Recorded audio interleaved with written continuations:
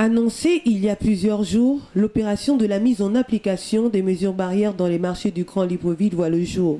Il s'agit pour les autorités municipales de suspendre les commerces de vente de friperies qui représentent pour la plupart un foyer de contamination à Covid-19. Au marché de Nzayon, l'heure était à la sensibilisation. On n'a observé aucune saisie.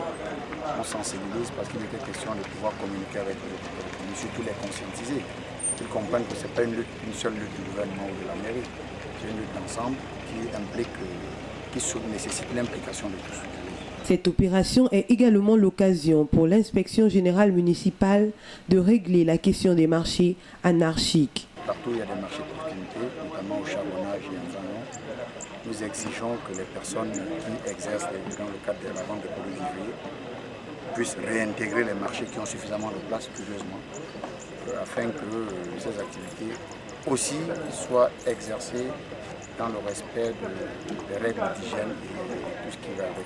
De quoi vivraient les détenteurs de ces commerces? Pour Max Florandon Mukadjo, l'objectif n'est pas de nuire à quelqu'un, mais plutôt d'emmener tout un chacun à respecter les mesures barrières et à prendre conscience de l'existence de la Covid-19. Les débrouillards, oui, mais c'est une lutte d'ensemble qui interpelle aussi bien ces débrouillards que toute la République. Moi, je veux dire simplement qu'il n'est pas de question ici d'interrompre complètement certaines activités. On parle spécifiquement des vendeurs de Moutouki. À côté, il y a beaucoup d'autres petits commerces qui prospèrent, mais on veut cette activité, on veut ces activités, si vous voulez, dans le cadre du respect, n'est-ce pas, de la nouvelle philosophie en matière de gestion des commerces, qui voudrait que nous intégrions le fait que dorénavant, aussi longtemps qu'on n'aura pas trouvé une solution pérenne, le coronavirus est là, pour exercer, il faudrait respecter un minimum en termes de règles.